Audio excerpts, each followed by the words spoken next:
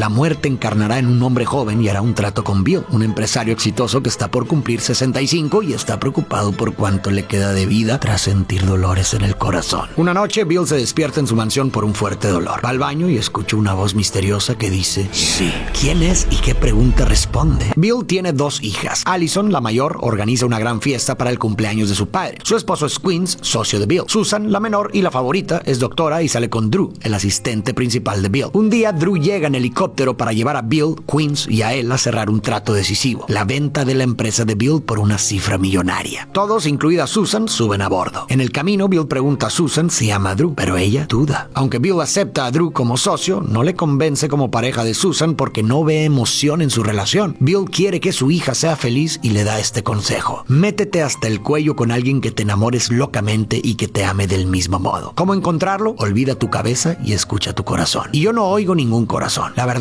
es que no tiene sentido vivir tu vida sin esto. Si haces el viaje sin enamorarte profundamente, en realidad no has vivido. Pero debes intentarlo, porque si no lo intentaste, no has vivido. Tras aterrizar, Susan se dirige a una cafetería. Ahí escucha a un hombre animando a alguien por teléfono a no rendirse en sus sueños. Susan está intrigada por este hombre y lo encuentra dulce. El hombre se disculpa por hablar en voz alta, explicando que consolaba a su hermana triste por una ruptura. Ambos disfrutan la presencia del otro y surge una clara atracción entre ellos. El hombre le confiesa que haría cualquier cosa por la mujer correcta, alguien a quien pueda cuidar y ser cuidado. Los dos parten caminos sin saber cómo se llama el otro, y aunque ambos miran atrás en momentos distintos, deseando volver a hablar, ninguno se atreve a hacerlo. El hombre rubio voltea una última vez, pero Susan ya no está. Y en ese momento es atropellado y muere. Durante la cena, Allison habla de los preparativos de la fiesta y los invitados importantes, pero Bill se muestra desinteresado. De repente, la misteriosa voz resuena nuevamente diciéndole a Bill que está en su casa esperándolo. Bill se dirige a la biblioteca y al llegar ve una figura detrás del librero. Pregunta quién es y la voz responde que ha venido a llevárselo. Pero antes quiere echar un vistazo a la vida y lo ha elegido a él para ser su guía por su sabiduría y experiencia. Agrega que, si acepta, le dará un poco más de tiempo de vida. Luego, la voz insiste en que la respuesta es sí, y Bill recuerda la pregunta que surge cada vez que siente dolor: ¿voy a morir? En ese momento, un joven se le aparece y Bill entiende que es la muerte, quien tomó el cuerpo del joven rubio para interactuar en el mundo mortal. Bill acepta el trato y ambos vuelven a la cena familiar, donde Bill presenta a la muerte como Joe Black, un buen amigo. Susan reconoce al joven de la cafetería, pero su comportamiento diferente la desconcierta, ya que en realidad es la muerte. Drew pregunta dónde se alojará Joe, quien responde que en la mansión de Bill, sin objeción alguna de este último. Después de cenar, Joe, curioso, explora la casa, se mira en los espejos y termina en la cocina, encantado con la crema de maní. Luego ve a Susan nadando y a ella le extraña que el hombre con quien coqueteó no la reconozca. Piensa que Joe debe tener negocios con su padre, lo cual explicaría su comportamiento raro, pero él solo se disculpa diciendo que no está acostumbrado a las personas, ya que su trabajo le ocupa todo su tiempo. Al día siguiente, Bill lleva a Joe a una reunión de la junta directiva, ya que la muerte insiste en seguirlo a todas partes. Bill presenta a Joe como su socio personal, lo que provoca celos en Drew. Drew responde de forma hostil y grosera hacia Joe. Durante la reunión se sugiere vender la compañía. Drew está a favor, pero Bill, como presidente, rechaza la oferta porque piensa que los compradores solo buscan lucro y no comparten sus valores. Drew claramente está molesto. Tras la junta, Joe visita a Susan en el hospital y conoce a una anciana que lo identifica como un espíritu. Ella cree que morirá pronto, pero Joe la tranquiliza diciéndole que aún no es su momento. Entonces le muestra un recuerdo hermoso para consolarla y se marcha contenta. Susan se emociona al ver la bondad de Joe. Luego la muerte regresa con Bill, quien le confiesa cuánto extraña a su esposa, pensando en ella todos los días. Drew entra e intenta convencer a Bill para que venda la empresa, pero Bill se resiste a vender su legado para que lo conviertan en algo que no debe ser. Queens respalda a Bill y le propone mostrarle otras opciones. Bill acepta, pero dice que la decisión final la tomará